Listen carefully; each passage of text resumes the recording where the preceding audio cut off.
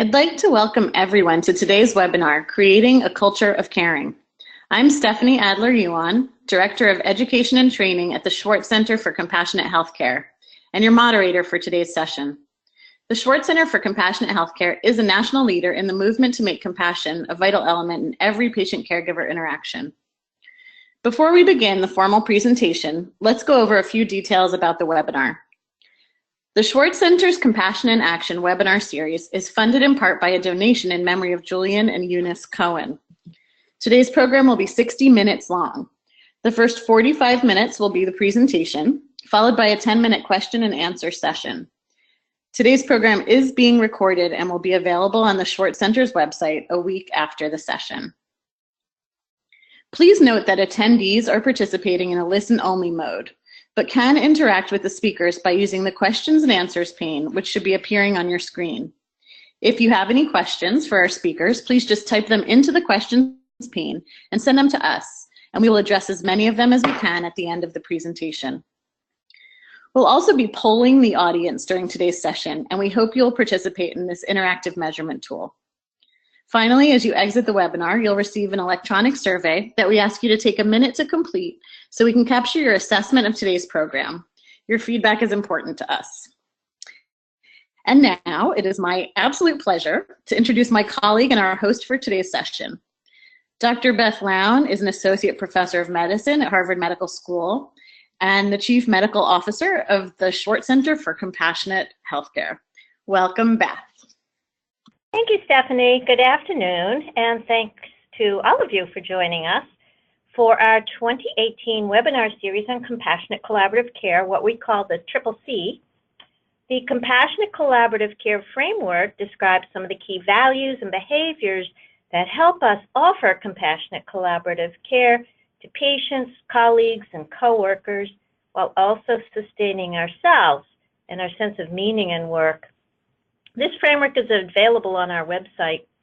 This year, the Schwartz Center's webinar series is focusing on the ways in which this kind of work has been enacted in the world by the individuals that we've recognized over the last 20 years with the Schwartz Center's National Compassionate Caregiver of the Year Award.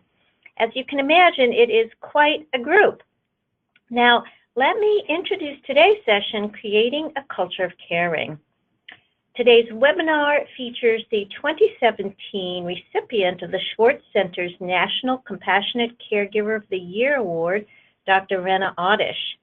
In today's session, we'll describe Dr. Oddish's personal transformation from critical care physician to critically ill patient, and describe how the events surrounding her near death changed her understanding of the culture of medicine and led her to alter the course of her institution. Focusing on physician communication training, onboarding practices for all employees, and a culture of caring, she'll illuminate the path towards creating a more resilient culture for everyone involved in healthcare. So by the end of this webinar, participants will be able to describe the ecosystem of medical training and practice and the way in which it compromises empathy and compassion. Illustrate how onboarding can be used to define purpose for new employees and to begin to create a culture of caring. Recognize the barriers to implementing institutional change and empowering individuals. And finally, identifying practices that will engage providers and leaders in promoting the development of resilient systems. And now I'm thrilled really to introduce today's amazing and wonderful speaker, Dr. Rena Oddish. Dr. Oddish has many roles: a critical care physician and director of the pulmonary hypertension program at the Henry Ford Hospital, as well as director of care experience for the Henry Ford Health System. She's also a brilliant writer, having just published her memoir, In Shock, My Journey from Death to Recovery and the Redemptive Power of Hope, with St. Martin's Press. If you haven't read it, you really must. It's absolutely phenomenal. So welcome, Rena. Thank you, Dr. Loan. It's a pleasure to be here today. So my presentation, I'll really be speaking about my personal journey to understanding what a culture of caring meant to me. And that really begins for me when I was very young. I knew I wanted to be a physician really from the time that I was 5 years old. I remember watching my mom on the phone. My infant brother was sick, and she was describing the way that he was drooling and leaning forward in his crib. We'd call it tripoding. And I listened as the pediatrician put the seemingly vague pieces together into a diagnosis of epiglottitis. I think in that moment, I really saw medicine as this kind of beautiful melding of science and listening. And from that moment, it was all I wanted to be. I spent the next 3 decades of my life following, this really vectored curriculum in one direction, believing that I'd come out the other side, transformed and able to heal. In medical school, I really fell in love with the human body in all forms, the anatomy, the genetic code, this sort of divine elegance even of the disease state. And that continued through my residency and fellowship. Medicine really became my orientation and my identity. Understanding and treating diseases became my purpose. Next slide. Then, in the final hours of my fellowship, really, a tumor ruptured in my liver.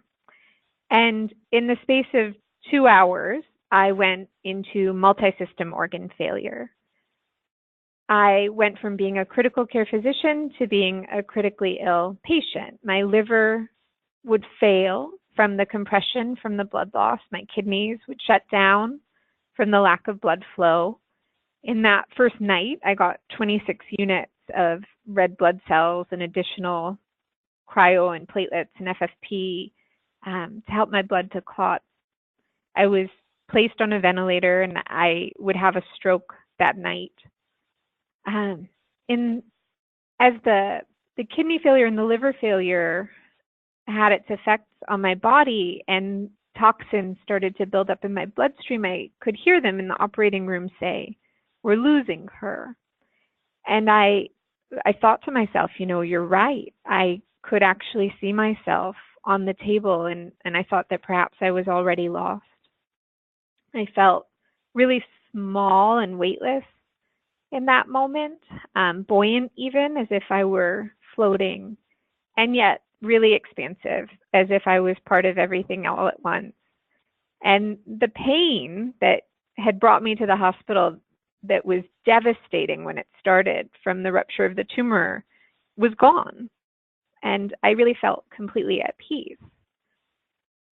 The baby I was 7 months pregnant with did not survive that night, but I would, thanks to the incredible grace and skill of my medical team.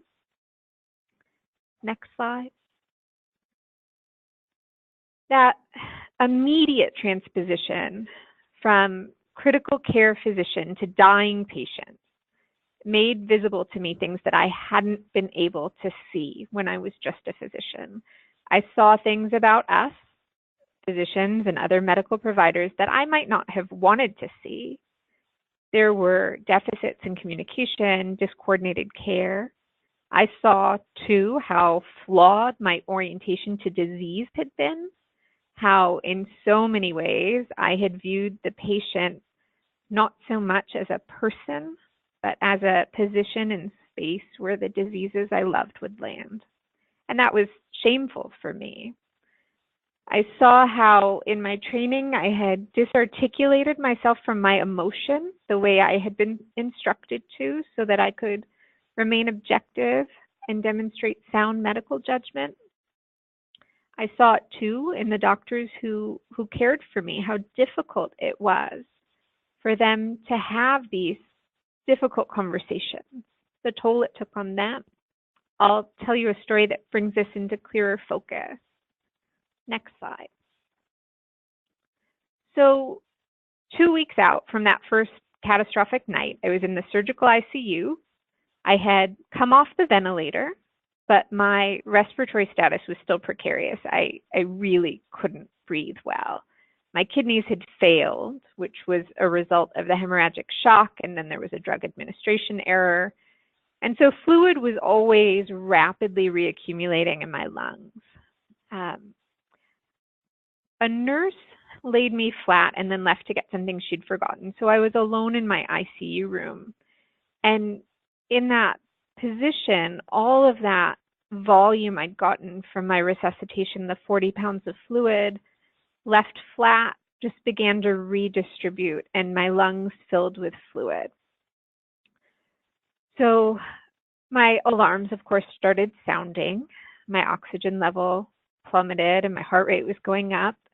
But because I was in shock in the ICU and I was always having alarms sound, all of my team had alarm fatigue, as did I, and no one was coming. As I realized that, I tried to reach for the call button, but in doing that, my discoordinated arms flailed and I knocked it onto the floor. So I eliminated that option. I began to lose consciousness, and the last thing I could see above my bed was the code blue button. So I pressed it, and the room filled with the team who'd just been outside, and they began resuscitating me. They put drainage catheters into the space around my lungs. They decompressed my stomach. They provided high flow oxygen, and they made me breathe again. It was this amazingly well choreographed intervention that it was life-saving. And yet when they wanted to leave, I tried to stop them. I said, wait, can we talk about what just happened? Next slide. So one of them turned around and explained the pleural effusion, the accumulation of liters of fluid around my lung that they had drained that were effectively drowning me. It was an answer, but it didn't answer the question that I had asked. It wasn't what I meant. I wanted to talk about how I had nearly died, and twice, once in the operating room and once in the ICU room. It really felt to me that we should be talking about it. And yet, at that point, having completed my critical care fellowship in an active tertiary care center, I had probably participated in or run hundreds of codes, and I myself had never once, not ever, considered talking to the patient about their near death, their mortality, or their emotions about it. Next slide. Doctors in general, I think, have this tendency to believe that questions are a request for data. It's how we're trained. It's a very gratifying position to be in, to know the answer to a question when asked. My question was not a request for data. It's far harder for us to decode the emotion that's encoded in the question, to see the fear in our patients and know how to respond. Next slide. That poor doctor had no idea what I was asking of him, and I'm not sure actually at the time that I knew what I was asking. I knew my kidneys had failed. I knew why I was in respiratory failure, but I didn't understand why. But we have to be sure that we understand the questions being asked. We have to be sure that we understand the perspective of the other. I think this is true even of the really big questions that we struggle with, like, can we have health care for all? How do we stop the epidemic of physician suicide? Next. So I entered the hospital as a physician. I left weeks and weeks later in a wheelchair, having had a stroke from the lack of blood flow. I was missing words. I was unable to put on my socks unassisted, unable to walk more than a few steps. In that space where I didn't recognize myself, I had to reimagine my identity. both as a person and as a physician. And I believe that was a gift. In that empty space where I no longer existed, I had the opportunity to examine what medicine had given me. It gave me my life back, and what it didn't have to give.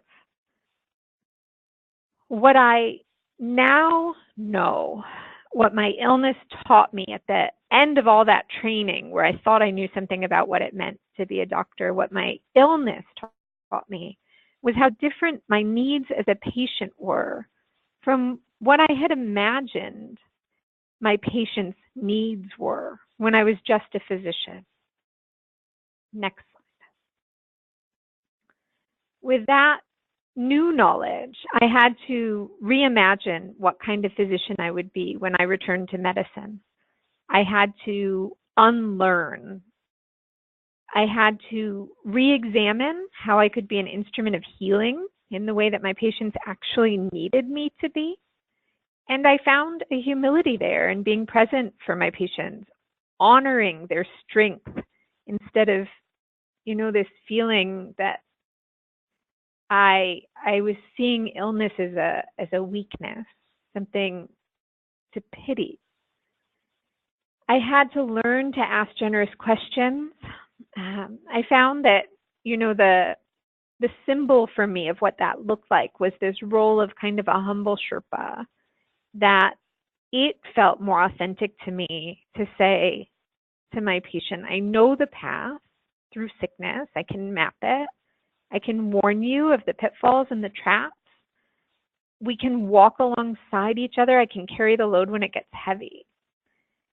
That model felt so much more authentic to me than any sort of perceived authority that I thought I had as a physician. And what's sad is that I knew all of those things before. I just didn't know how much our patients needed us in that way, and truly how much in turn we needed them. I didn't know that opening those channels would deepen my love of medicine and nourish me in a way I couldn't have imagined. Next. It shouldn't have surprised me. I think we are so fortunate in medicine to get to work in the center of this Venn diagram. Ikigai, the Japanese concept that I don't think we have a true English synonym for. We have the opportunity to work in a space that is not only something the world needs, but in many cases is something that we actually love and are good at and that we can be paid for. Purpose and joy is actually embedded in the work. So why does so much about our training and the way systems are set up actually block off those channels? Next. So this painting by Frida Kahlo, I love for a lot of reasons. It's the last signed self-portrait that she did before she died. It was done in 1951.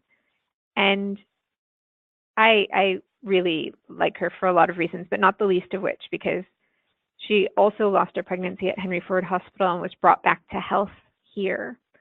But what I see in this painting that she did of her physician is that they've actually taken on characteristics of each other. That she's painting from a palette that she's depicted as being her heart, and she's depicting painting with her own blood. And she's really portraying both the suffering and the strength and accomplishments of women, but also how much we can shape the roles we play in each other's lives, how much we influence each other. This style that she painted the painting in is normally reserved for saints. She viewed this Dr. Farrell in that way through her surgeries She esteemed him that highly. Next slide. So with all of that incredible possibility and purpose and meaning that's embedded in medicine, why do we have the problems that we have with attrition and suicide and addiction and burnout? This is one model, a model that I really appreciate, called the Fulcrum. It was developed by Deidre Mylod, and it shows the pieces of our stress that are really inherent to the work. If you talk to most physicians, they'll say, yes, I knew when I went into medicine that I would be a witness to suffering. I knew that I wouldn't be able to fix anything and that I would be responsible, that there would be blame. But what's changed, what's shifted the fulcrum, is what you see at the top of the red box, that, you know, the dysfunction of the EMR and regulatory requirements, the increased demands that are placed on the time and the compression of the clinical encounter because of that.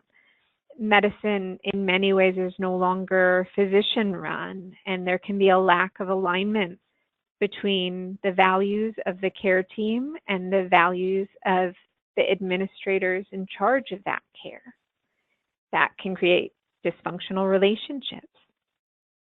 All of these things can serve to tip the balance of the fulcrum towards the right, towards increased burnout. And it's really the work of transformative organizations to alleviate those burdens on the right that are not part of the inherent stressors of our job. There are many aspects of that that can be improved on. Next slide.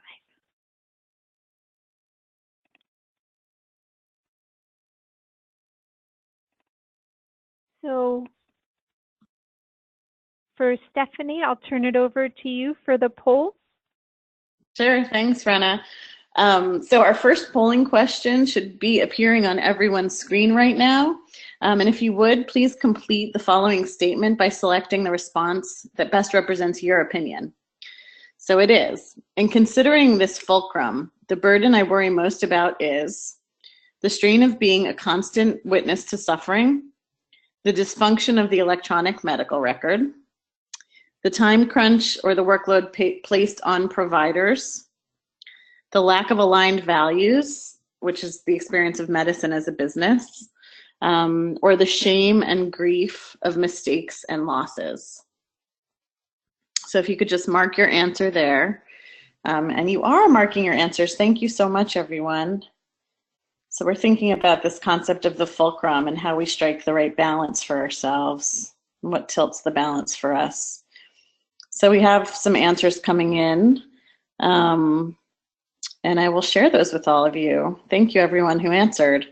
So what we're seeing is 14% of our participants have said that the strain of being a constant witness to suffering is the burden they worry most about. 4% marked the dysfunction of the electronic medical record. The time crunch and workload placed on providers, so expectations being out of whack with reality.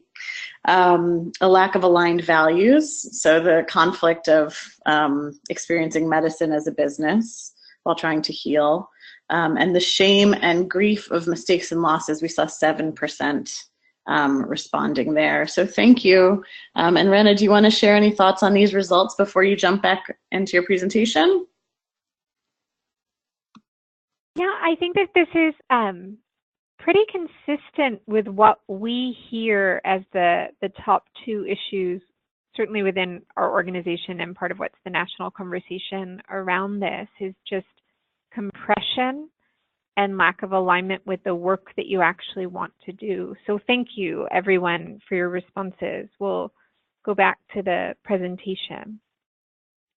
So what I thought I would talk about is some of what we've been doing to try to shift the fulcrum, because what we know is that the sort of incentives that can be given to shift to the left don't work to balance the fulcrum.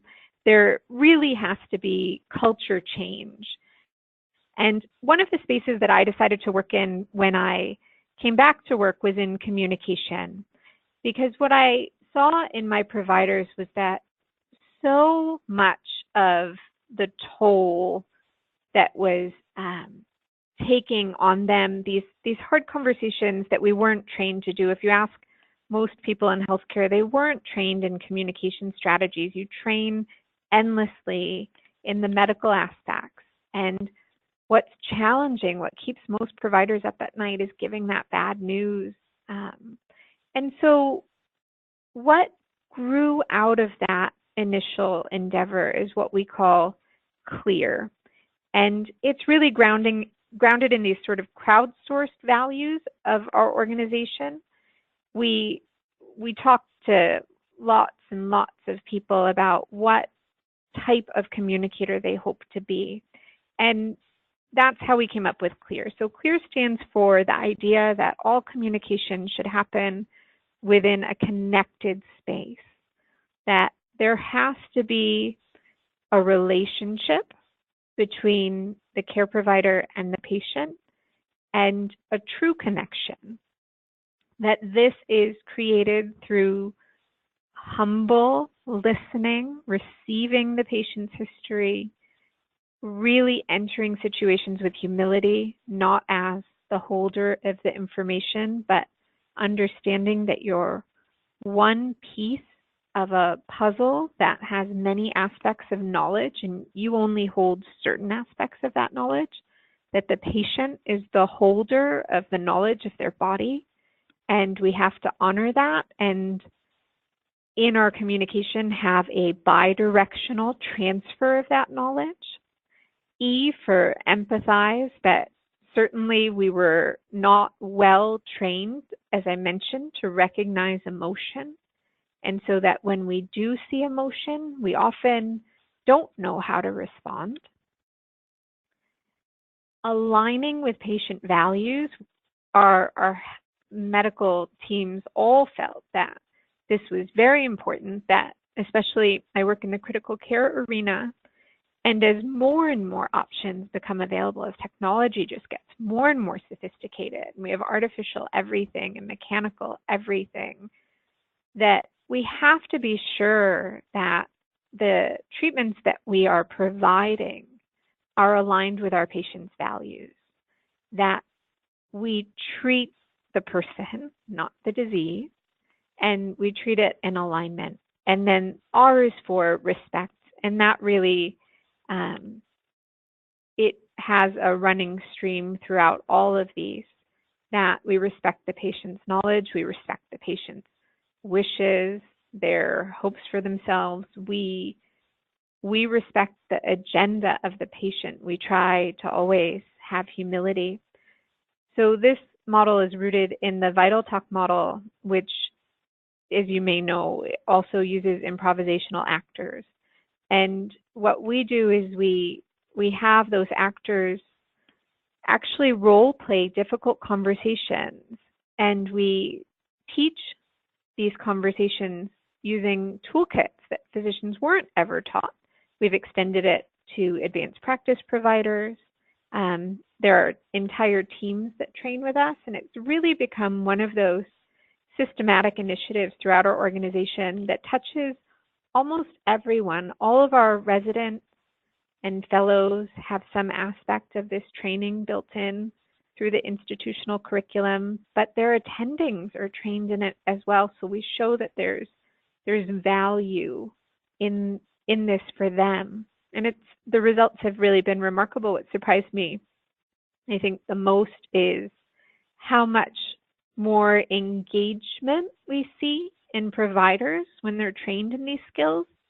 We sort of expected people to have better conversations, and we thought that it would benefit the patients and the families, and that they would have less post-traumatic stress disorder after ICU admissions or ER stays, and what we found is it's helping the physicians as well. Next slide. So what is empathy? we spend a lot of time discussing the need for empathy in the Clear Conversations work that I do, and how that aligns with providing compassionate care. And I find it helpful to define what we mean when we say empathy. And I really like this definition from a nursing scholar, Teresa Wiseman, that describes the 4 qualities of empathy. Empathy requires that we take the perspective of the other person, that we stay out of judgment and recognize emotion and respond to it. And I would add to that we tie it to action, that's where empathy shifts to compassion. And to be empathetic without being compassionate, without action, isn't enough. It's only the first step. But we do have to spend a lot of time in that space because we have not been trained to do this. We have been trained to answer questions with data. So it truly feels like a rewiring of sorts. Next slide. So we also changed our onboarding practices for new hires. This is one of the parking structures at our hospital, and I always thought it was ugly. And then I found out it was designed by Albert Kahn. So I'm trying to appreciate it now. And the reason it's there is because one of the episodes during my illness that really stood out to me was an episode with a parking attendant. Years after I was first sick, we went on to have a baby that was born prematurely and had to be in the NICU for a number of weeks. When I had surgery that first night, they hadn't expected me to survive. So I was stitched up in the way you would stitch someone who you were sending to autopsy, and my uterus was stitched the same way. So the baby was really at risk of premature delivery, and he was delivered 9 weeks early. And I was coming to visit him once I was discharged every day. And one day the parking lot attendant said to me, you know, I see you coming here every day and you don't leave until after my shift's done. I sure hope whoever you're here visiting comes through this okay. And it was one of those really beautiful moments because this is an employee who, just in the context of his daily work, saw my suffering. He didn't need to know anything more about me than what he saw. And he let me know that my suffering was seen. And we all have the ability to do that. So we changed our onboarding practices for all new hires. We ground onboarding now, not in policy and all of the procedures, although that's taught, it's grounded in purpose. Everyone has the same purpose, that we're, you know, even people who you would think of as unlikely heroes were heroes to me. And we use examples from my own journey of how truly the transporters, the pharmacists, the nurses, the parking attendants, those moments of caring made me feel seen in a way that often the medical care didn't. And we really emphasize that we're all sharing the same sacred space. We're all here in this hospital to witness and reduce suffering. We all have the same purpose. Next slide. So one of our less successful interventions, I like sharing our learning opportunities along the way, was yoga at work. So yoga, no question, changed me as a person. It was something that I relied on to get well after I had to recover and physical therapy from the stroke and my breathing difficulties. I really found yoga to be helpful in a number of ways. And we worked hard to get yoga programs going at the hospital through grants. And interestingly, it was less engaged with than I think any of us would have expected. And what that reminds me of is that just in the same way we can't presuppose what's right for our patients, we can't presuppose what our caregivers need.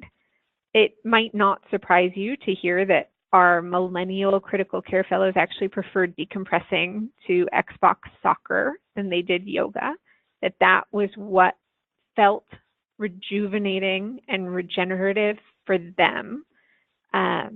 So I like to keep that in mind, that interventions that work for some may not work for everyone. And we've taken that sort of a step further and tried to have lots of different access points for these programs that are resiliency building.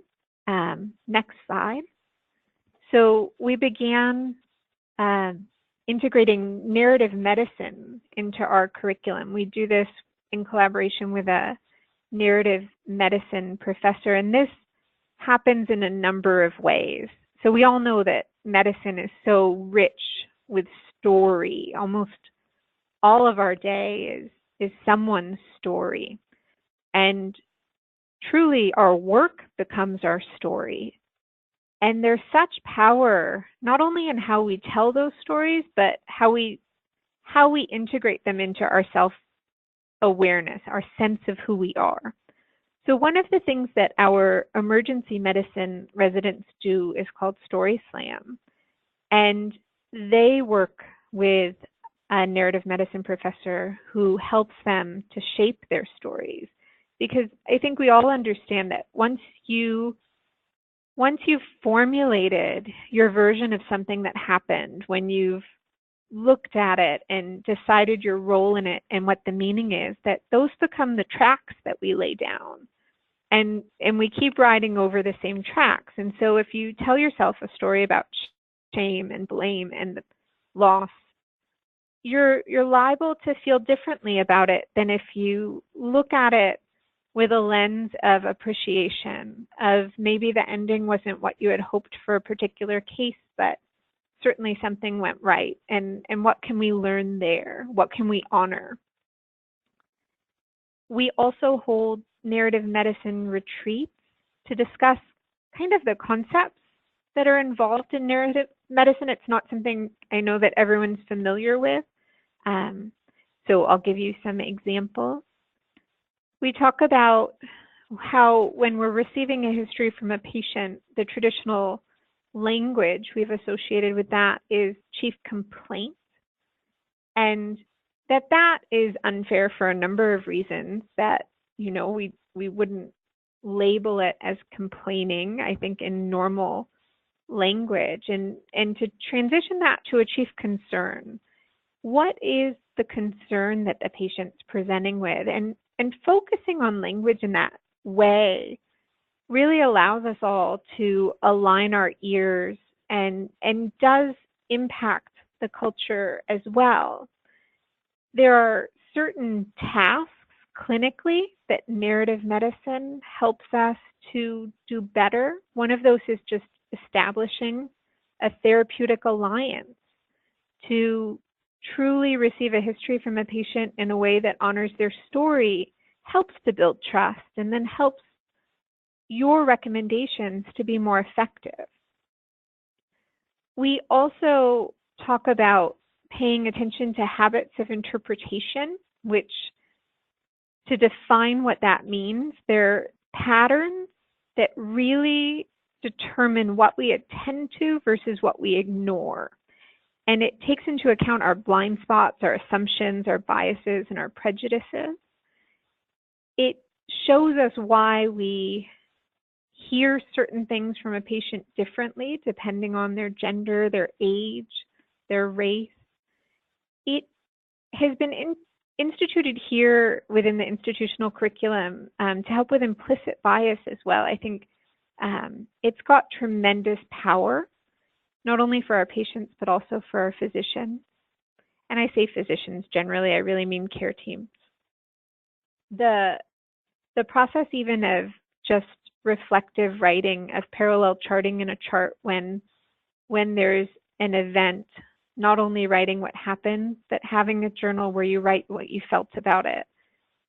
So much of medicine was about repressing emotions, that we're finding that if we can create safe spaces to talk about these emotions, whether it's in a narrative medicine retreat or in a story slam or in private journaling, that there's really value there. Next slide. Another component of this that's very exciting is called visual thinking strategies. And this is one of these great things that the Detroit Institute of Arts puts on that we collaborate with. And you can take a team, and it can be a very multidisciplinary team, even including patients, anyone. And you stand in front of a piece of art with a docent or a curator who facilitates a discussion. And she only asks 3 questions. She asks, what do you think is happening in this piece of art? What do you see that makes you say that? And what more can you see?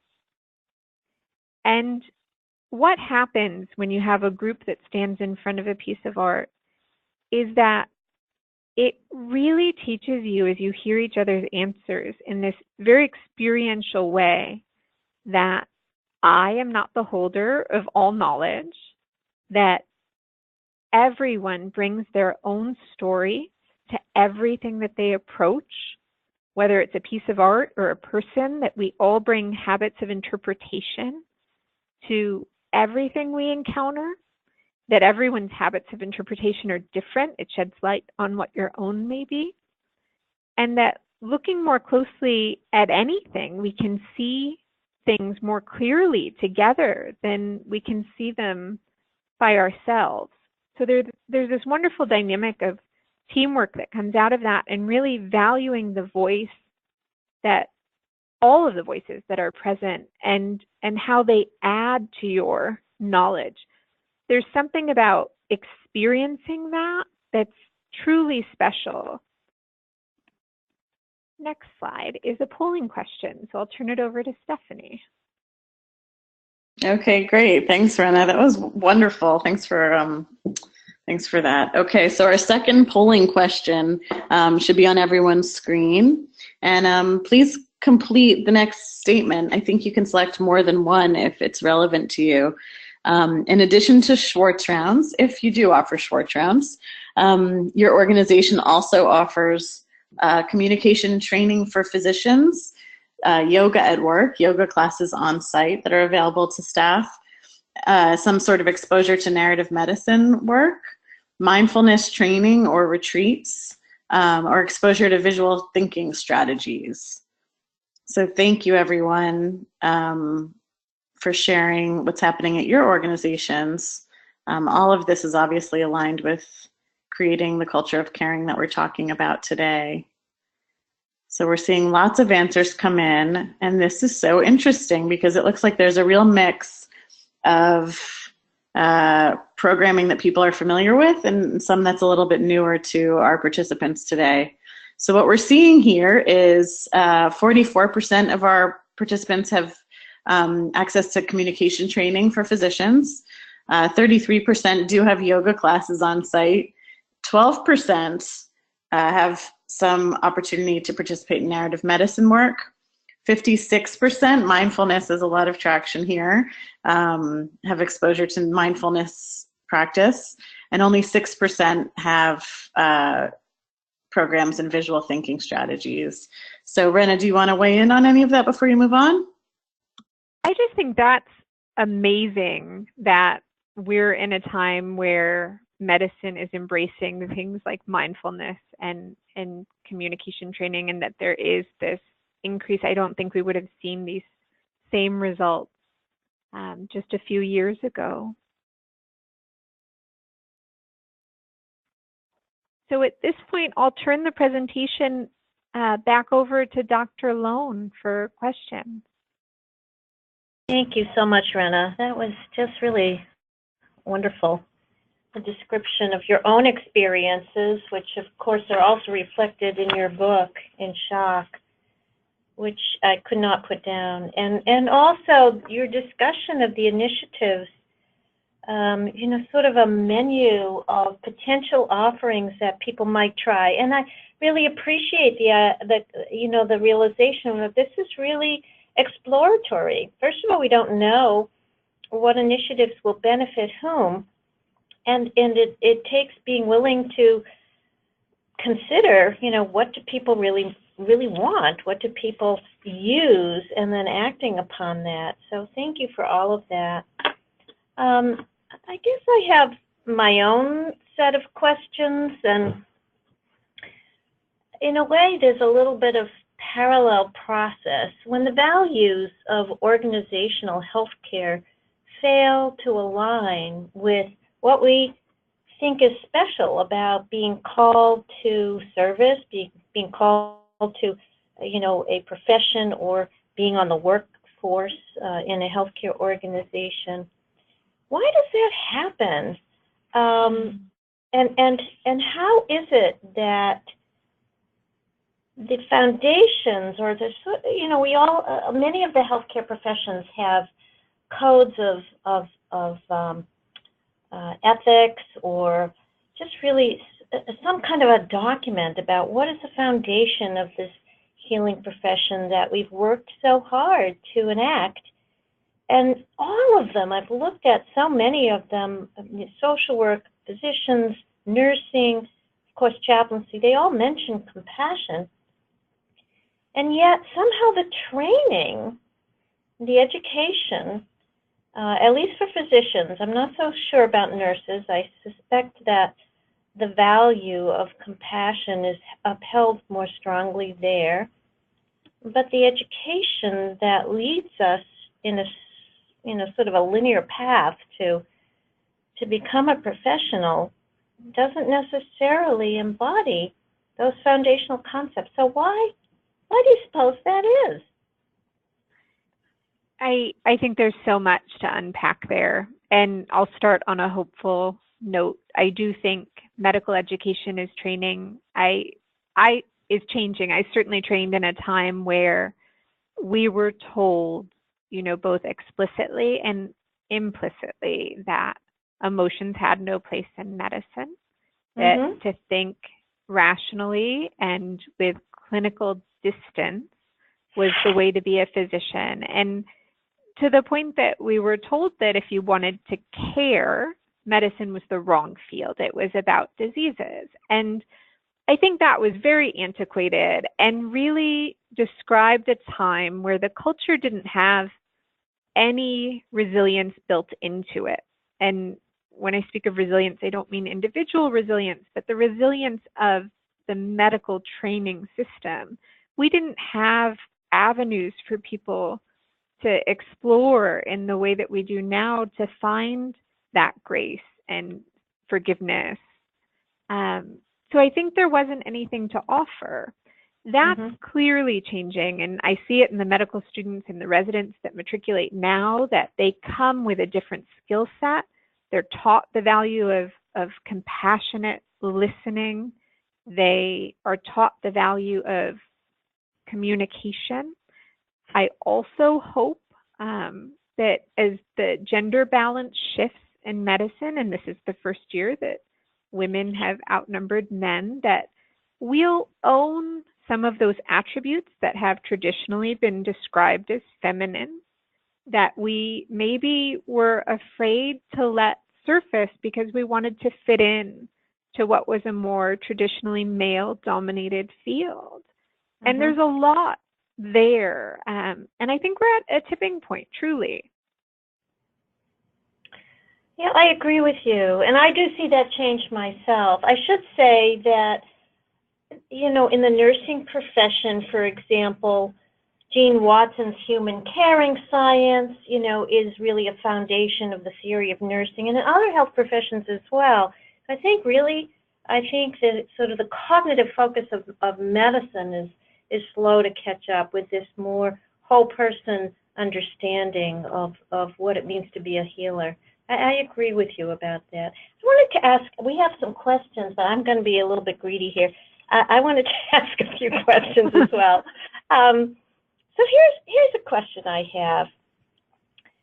For many, many years, I too have taught communication skills, and that's kind of how I I began my journey in a way, is thinking that if we could just train people in the communication skills that we value, that view decoding the fear, the anxiety, the concerns underneath conversation that we often miss. If we could teach people those skills, that we'd be all set. And I've come to realize, and here's my real question. I'm wondering about that. I have been told that if you change behavior, if you can help people change behaviors, and you use that as the first step, that insight will follow and values will change accordingly. And then the personhood who's embodying that change can also get into the act and be involved in that way. What do you think about that, Rena? I agree completely. I think that's all possible, but it also depends on being within a functional system. And I hate to even separate medicine and the system because we know they're all one and it's just a construct. But for the purposes of discussion, I think that there is a lot about the current medical structure that is dysfunctional. And people have to exist within that structure. So even if we have all of the tools and the skills and we are attempting to change, if it's not rewarded by the system that we're within, I think we'll tend to devalue and disengage and go into survival mode. And that's where we have to shape them in parallel. I worry that we allowed ourselves a little bit as physicians to abdicate some of our responsibilities in terms of lobbying for change and really trying to keep the practice space sacred. But my hope is that as both patients and physicians feel that compression of that sacred space, that will unite. And I think if physicians and patients desire the same thing, that there's tremendous power in that. I totally agree with you. And the more we can understand what those are through conversations, through real, authentic dialogue, I think that's going to be really important. So let me ask you some of these questions here. We have a question about whether or not there are any studies on the impact of your communication training with physicians, or in general, other kinds of studies regarding that. Yeah, there are. Right from the foundational questions of can you teach empathy, there's really good evidence that you can, that it's not true that someone either has a good bedside manner or doesn't, that's truly a behavior that one can acquire, all the way through to the research certainly that's been published out of the Cleveland Clinic, where they looked at the different groups of physicians who'd gone through communication training and the ones who hadn't and had really powerful results in terms of outcome measures. We've studied pilot populations within our own hospital and found improvements in physician engagement as well as the quality of communication. There's work on PTSD as well. I think there's a huge body of literature that supports this. It's certainly not a remedy for everything. Yeah, I agree with you. It is out there. It's diverse and it's sometimes hard to find, but it's been, I think, in general, evidence about communication skills training has been building since the 80s and 90s. So let me ask some more of these questions, and there's lots of them. One person wanted to know whether you thought that the visual training initiatives, so the VTS, visual thinking strategies, could be implemented within a hospital. Yes. So we're actually thinking about doing that just to streamline processes, because our local museum also does this inside out exhibit where they take prints or actual works of art and install them in the community. And so you could certainly replicate this anywhere. I think it's the facilitation aspect of it is what's most critical, and there's great resources you can find online for for that facilitation aspect, because it does take a bit of keeping everyone on task in a really generous way. Great, thank you.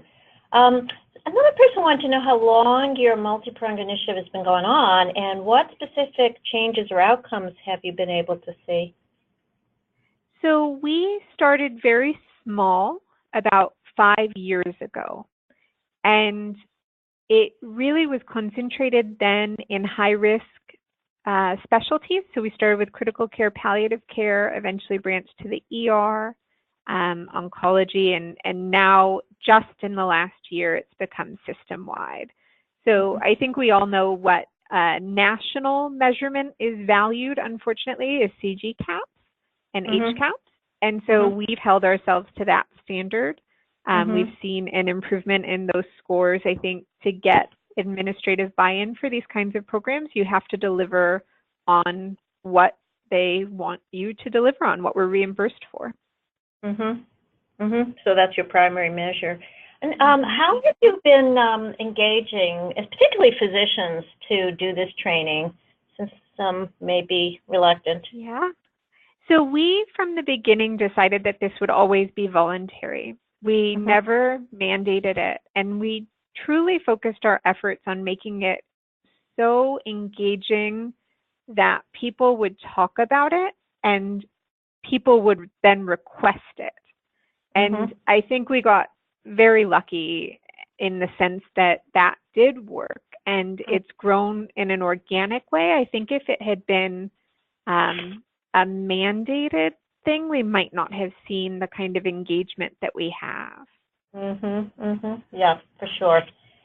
Well, I think that we are going to need to close out pretty soon. Stephanie, I know that you have a special interest in narrative medicine. Is there a question you wanted to ask Rena?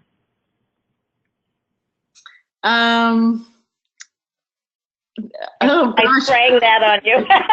You did. No, I have to say I'm really thrilled, because one of the things as someone who is really interested in narrative medicine and in compassion practices at organizations is that I think Rena demonstrated really beautifully that different programs will appeal to different people, and to really affect culture change within a healthcare organization, you need to cast the net pretty wide. And so a little bit of everything. I think it's always going to be a little bit of a potpourri that's going to really make a change and affect change and amplify all the other efforts that your institution's making. So no, at the Schwartz Center, we are very story-based, and narrative medicine is very story-based. And, we're also happy to serve as a resource if people have queries about any of this type of work following the webinar. Thank you, Steph. And also, of course, the Schwartz rounds themselves, one of the purposes of them is to provide safe space, sacred space, as Rena has said, to share these kinds of experiences, the challenges that we all grapple with, so that we can really emerge refreshed, feeling supported, and also understanding the perspectives of our other colleagues who we may not ordinarily get to share that time with. So I think we're going to have to stop, which is such a shame, because I would love to have Rena go on. But I want to thank you, Dr. Oddish, for sharing your experiences and your insights with us, and also to all of you out in the audience for setting aside time in your busy days to participate. So, Steph, I'm going to turn over to you the task of closing out our webinar. Fantastic. Thank you, Beth. And thank you so much, Rena, for really such a fantastic presentation. Thank you for sharing your story with us and with our community. And thank you to all of you who asked the wonderful questions. We really appreciate all of your participation and the level of engagement in this conversation. So that's really it. We hope you enjoyed this first in our 2018 series of Compassion in Action webinars. Our next webinar is not yet on our website, but it will be very soon. We'll be on March 21st with some of our colleagues from UVA, Jonathan Bartles and Tim Cunningham, talking about the culture of compassion that they've seeded there. And that's it. Thank you all for joining us. We hope you'll take a minute to complete the survey after this session, and we hope we'll see you on the next Compassion in Action webinar.